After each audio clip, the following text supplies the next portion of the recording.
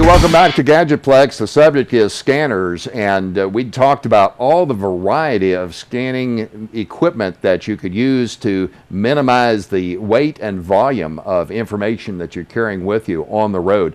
And, you know, one of the things that we didn't really talk about or emphasize in that segment was the fact that all these scans generate data, and that data has to be stored. What's the caveat that you're going to put out right now, Phil? That's a good key because, you know, every opportunity I get, I always like to try and remind people to back up. You know, of course, once you've scanned a document, it converts it into a digital file which you can put onto the computer.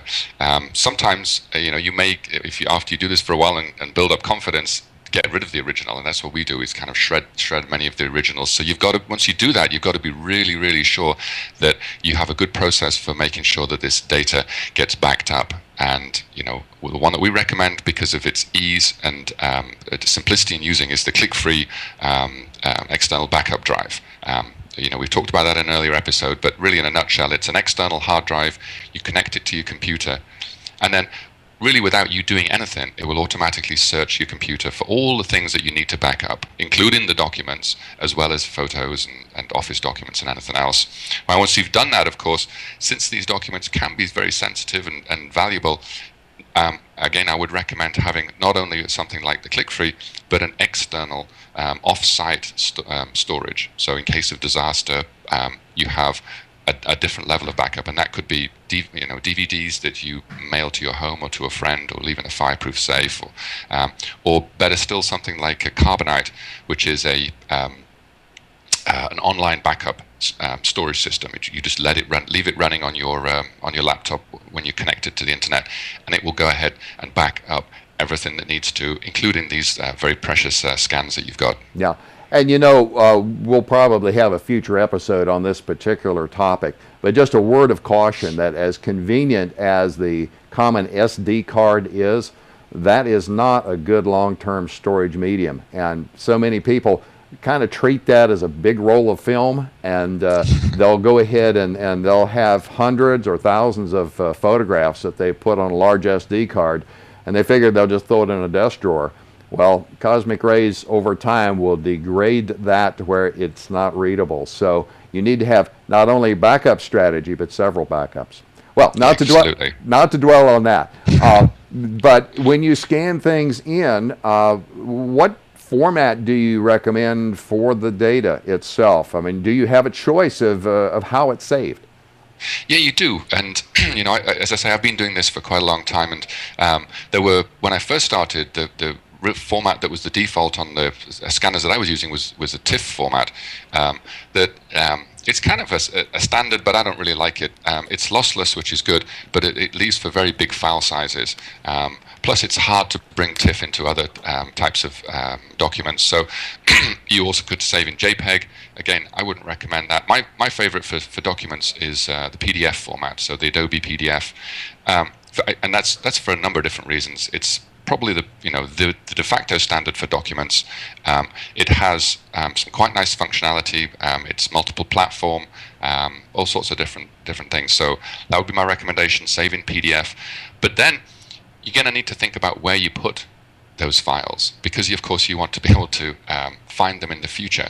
So again, with the PDF, you can actually has the ability for you to be able to put some header information, name the document, give it a little description. But my ideal thing is to create some kind of file system in your on your computer that makes sense to you. So it might be, you know, valuable scans, and then underneath that folder you might have personal, business, receipts. I mean, whatever makes sense to you, because you just want to make it easy for when you come back and you're trying to, maybe you need to bring something back to Walmart and you're like, where's that receipt? If it makes it much easier if you can just go to the receipts and do a search on the Walmart file name. So yeah, that's another important thing. Give it a file name that makes sense. I think that's one thing that people often forget. If you have been in computers for a long time and you started out on the original systems where you could only have 8 characters, long file names, long and descriptive file names are going to be your friend. But some sort of a system that allows you to kind of quickly figure how to get to things will help as well. So a little prior planning, I guess, would Right, be exactly. necessary. And there's one other thing that can make that easy is there are a number of software packages which will assist with the whole scanning process. And what they can do is use a process called optical character recognition, or OCR. And what these software packages will do is they'll look at the document that you've scanned, and then they sort of know how to read, if you will, if I can put it in layman's terms. So it'll recognize where text is, and then instead of having the text as a sort of a big block of data, it'll convert it into text like it had been typed on a computer. So the benefit of that is that it dramatically reduces the size of the file, and more importantly means that when you want to do a search, you can actually search the content of what has been scanned, because the computer knows what to look for because it can read the text. So if you're getting into and have a lot of documents, that might be something to look at. I use Adobe Acrobat.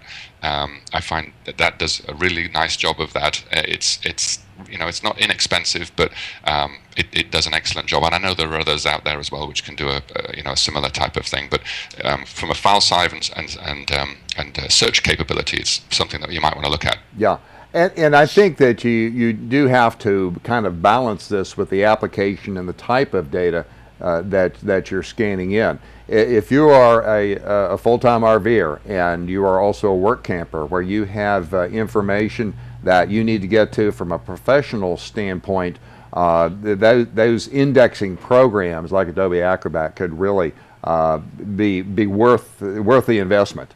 Yep. If you had more casual sorts of comments or of content, there may be some other approaches that would be adequate.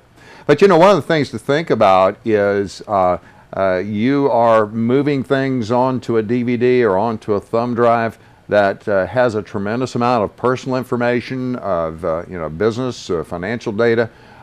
What about security, and how do you address that? That's a great point, Andy. I mean, if you think about it on the data that I have, because I've scanned literally everything.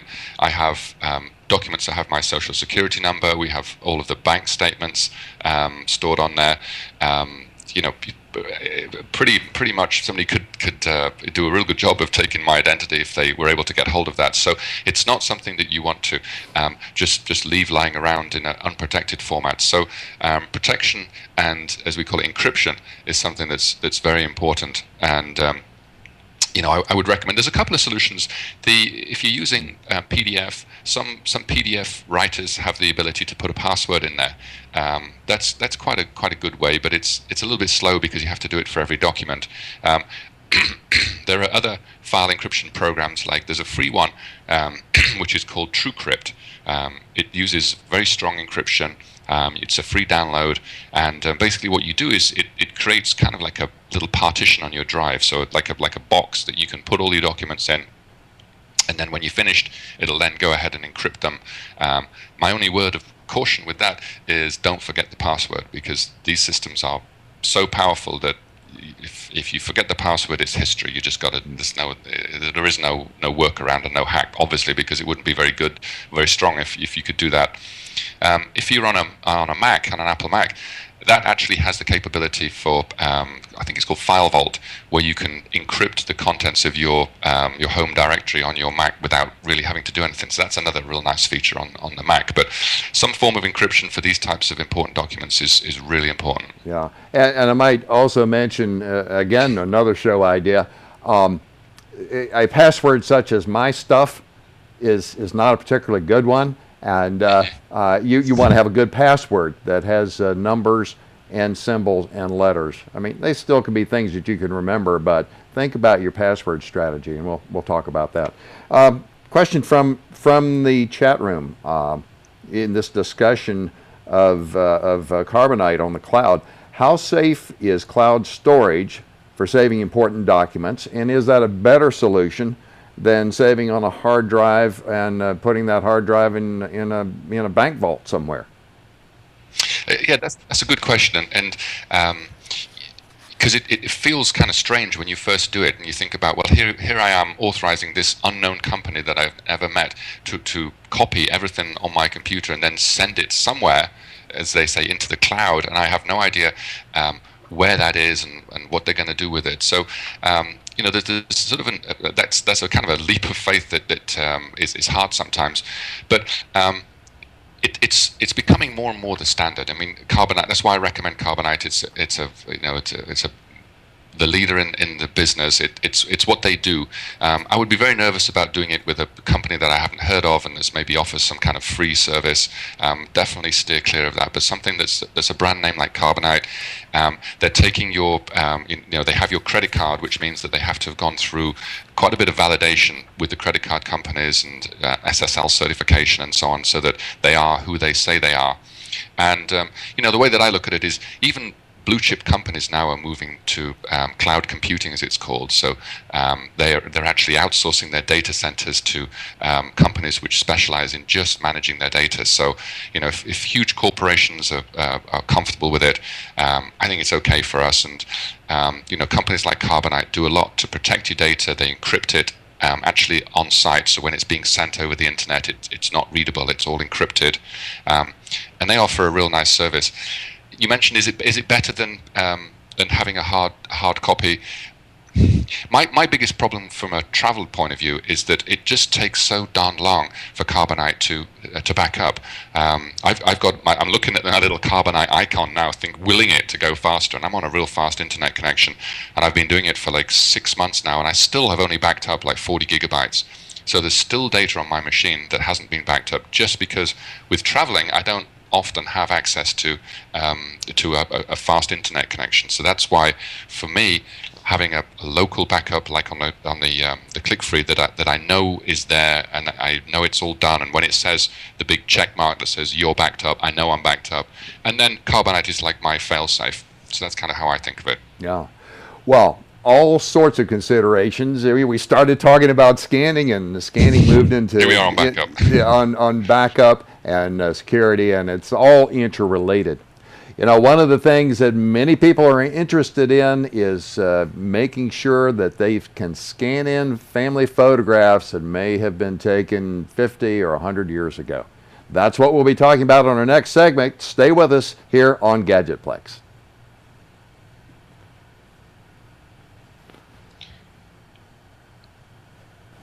Question or comment for Gadgetplex's Phil May, send him an email at gadgetplex@rvnn.tv or leave a voicemail for Phil at 877-578-RVNN, extension 703. Follow RV Newsnet on Facebook and Twitter, and you can receive text messages to alert you when we're streaming live by texting RVNN to 72727. That way, you can join us live in the chat room, ask questions, and become part of the RV Newsnet family. Remember, any photos or other material submitted to us become the property of RV Newsnet and cannot be returned. For more TV like this from the world of RVs, head to rvnn.tv.